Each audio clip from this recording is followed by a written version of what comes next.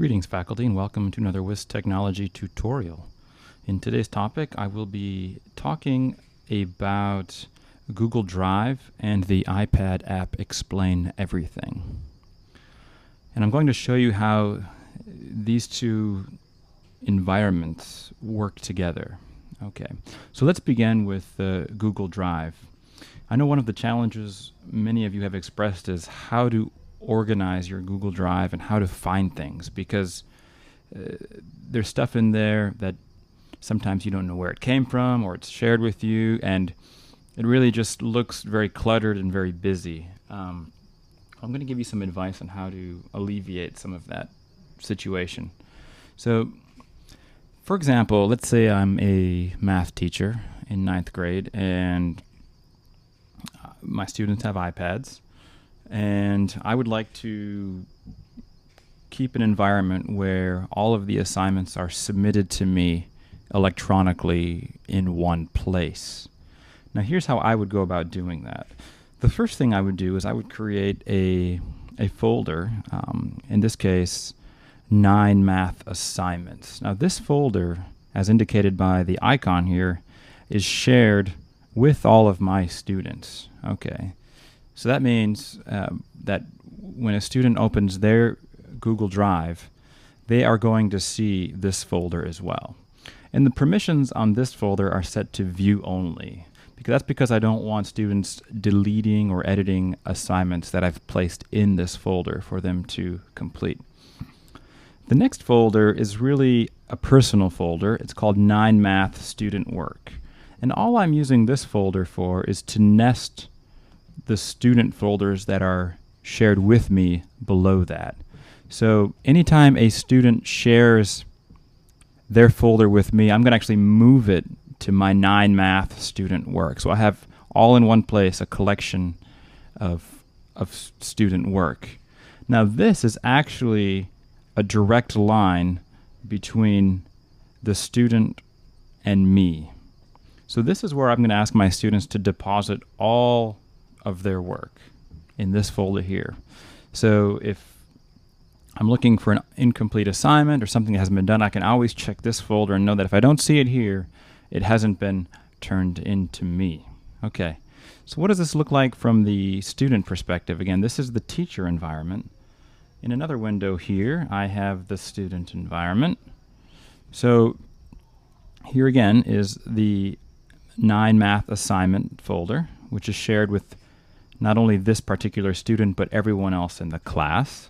And then this one is Kermit's math folder, which is only this student and the teacher. So basically, it will allow the teacher to go into this folder and read the assignment and the student work, and then eventually submit feedback on that assignment. Okay. So that's the Google Drive environment. So how does this relate to the iPad? Okay, well let's now jump over into the iPad. So here we are now on the student's iPad, and I'm going to demonstrate how a teacher would distribute an assignment through Google Drive that a student could complete and submit via the Explain Everything application.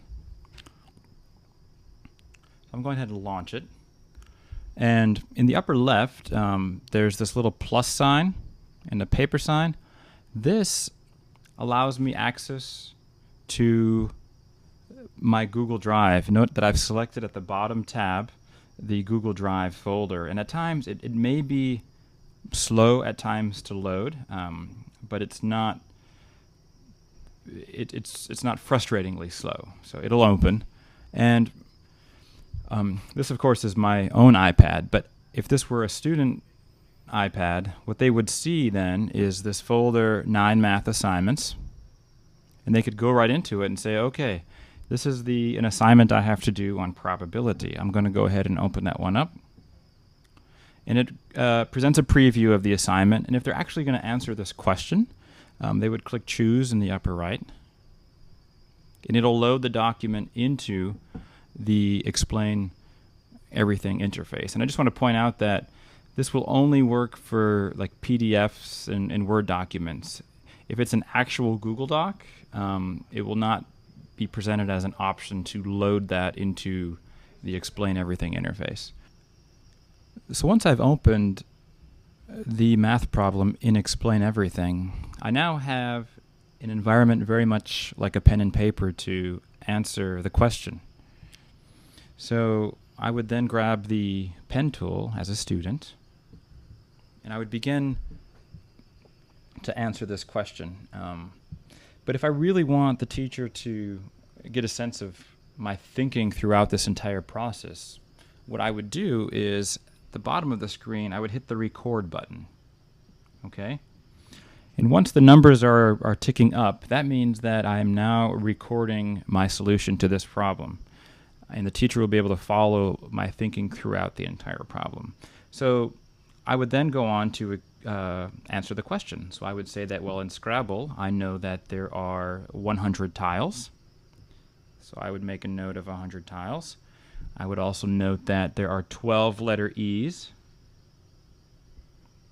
And then I would also note that I will not be replacing the tiles, because that's going to have an impact on the answer to this question in terms of the probability. So I will say NR as a means of noting that I will not be replacing the tiles. And once I've conveyed that information, if I'm running out of whiteboard space, since I'm recording this, I can now take the eraser and I can erase all that to give me more room. And I can go ahead and laying out the structure to the solution to this problem. So based on the information I've delivered, I can now write the problem down. So I can say, well, on the first draw, I have a 12 in 100 possibility of getting an E. On the second draw, I have 11 in 100 possibility of drawing, or sorry, 11 out of 99, because I'm not replacing the tile, and so on and so forth. The next one, I have a 10 in 98 possibility. And I would go on and on and on to finally multiply this together to get to the final solution. And again, I can erase the whiteboard just as much as I would like to give me more whiteboard space. And once I'm done recording, I would then stop the recording. And from here, how do I get this to the teacher?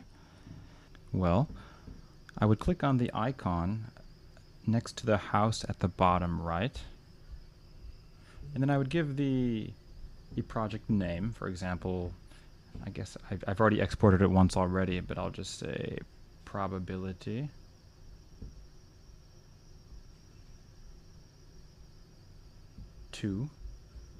Okay, and then I would click export to, and then I'd be sure I'm exporting it to the proper folder, which right now I'm in 9 math student work, Kermit's math folder, and I would just export it. And it's a very fast process. And you might be thinking, well, this is really only an Explain Everything project file. How am I going to be able to see that on my computer? And fortunately, for those of you using a MacBook, available in the App Store, there is a free Explain Everything app, which I will take you to now.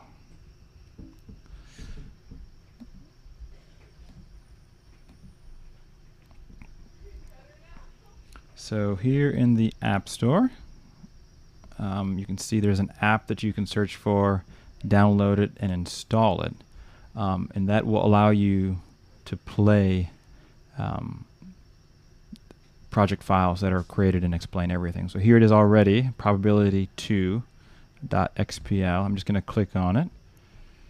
And I know for a fact that I can't watch it right here in Google Drive, but I can download it. And it's not a very large file, so it'll download fairly quickly. And then I can just double click it, and it'll open up in the player, and voila. Okay. Once the numbers are ticking up, that means that I am now recording my solution to this problem.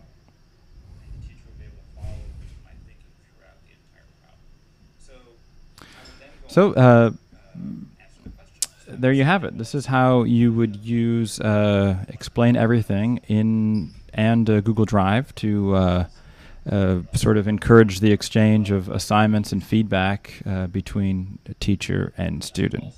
So I hope you've enjoyed this tutorial, and if you have questions or suggestions for making this process or workflow even better, please let me know. Thanks for watching.